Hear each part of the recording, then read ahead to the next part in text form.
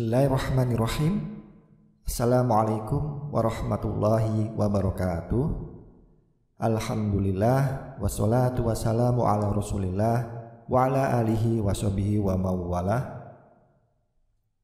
Sobat muslim yang berbahagia, alhamdulillah bisa berjumpa kembali di channel ini.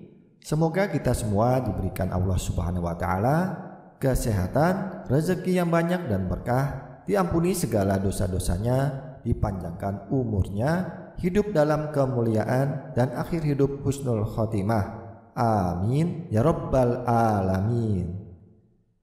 Sobat muslim yang beriman yang dirahmati Allah, salat adalah salah satu rukun Islam yang wajib dikerjakan meskipun berada pada kondisi yang tidak memungkinkan. Salat adalah hal yang wajib dikerjakan meskipun tidak bisa berdiri, maka dibolehkan untuk duduk. Bahkan bisa dikerjakan dengan berbaring bila sedang sakit. Karena itu sangatlah tidak logis apabila seseorang mengaku beriman kepada Allah namun meninggalkan ibadah wajib yang berfungsi sebagai tiang agama. Dalam ajaran Islam, salat bukan lagi ibadah yang perlu dipertanyakan tentang status hukumnya. Di berbagai dalil Al-Quran maupun hadis, Allah Subhanahu wa taala serta Rasulullah sallallahu alaihi wasallam telah menetapkan dengan jelas. Dari Mu'adz bin Jabal, Nabi sallallahu alaihi wasallam bersabda yang artinya inti segala perkara adalah Islam dan tiangnya yang merupakan salat. Hadis riwayat Tirmidzi dan Ibnu Majah. Meskipun salat merupakan tiang agama, namun bagi segelintir muslim saat ini kedudukan tersebut kerap kali dianggap enteng. Alhasil, salat yang seharusnya mampu mendatangkan pujian dari Allah justru berubah menjadi ibadah yang sangat dibenci Allah dan Rasul-Nya. Bagaimana tidak, esensi utama dalam salat adalah mencari ketenangan dan kekhusyuan.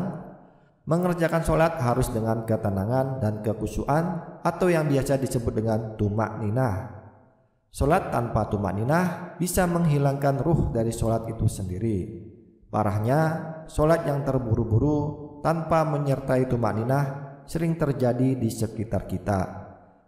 Hati-hati dalam mengerjakan salat yang tidak sesuai dengan tuntunan, maka bisa dibenci oleh Allah dan Rasulullah. Kebiasaan salat yang salah seperti ini harus dihilangkan. Segera dirubah menjadi sesuai rukun agar tidak dibenci Allah dan Rasulullah. Allah dan Rasulullah sudah mengingatkan melalui dalil dan hadis untuk tidak mengerjakan salat seperti ini.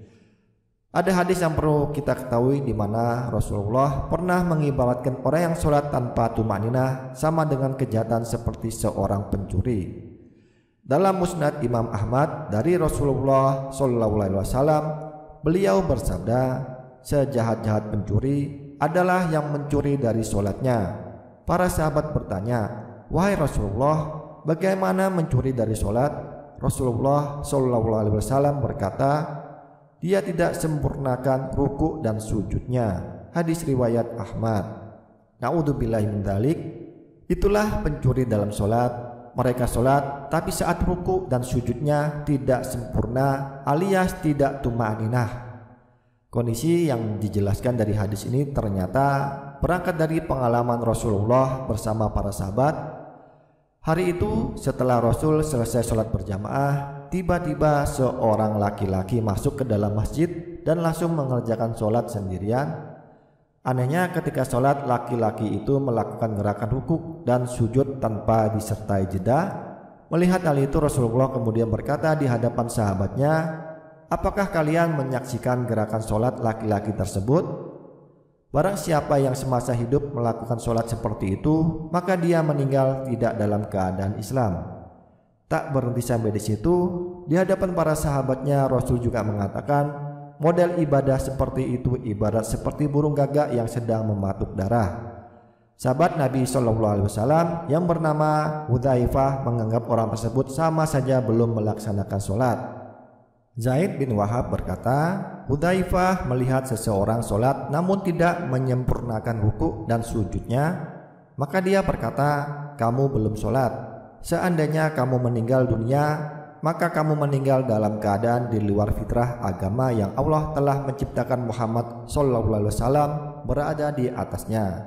Hadis riwayat Al-Bukhari. Memang tidak ada yang bisa menyangkal tentang perkara diterima atau tidaknya suatu amalan, hanyalah ketentuan Allah Subhanahu wa taala. Tetapi sebagai umat muslim, kita juga harus mengetahui bahwa ibadah-ibadah yang telah ditetapkan rukunnya tak bisa diubah atau dilanggar.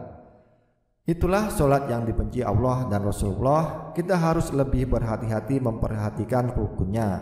Semoga kita senantiasa memperbaiki sholat kita agar tujuan sholat yang tertuang dalam Al-Quran surat Al-Ankabut ayat 45 benar-benar dapat terwujud. Sesungguhnya sholat itu mencegah dari perbuatan keji dan mungkar. Terima kasih, itu saja yang bisa disampaikan. Semoga bisa bermanfaat. Kurang dan lebihnya mohon dimaafkan. Wabillahi taufik wal hidayah. Wassalamualaikum warahmatullahi wabarakatuh.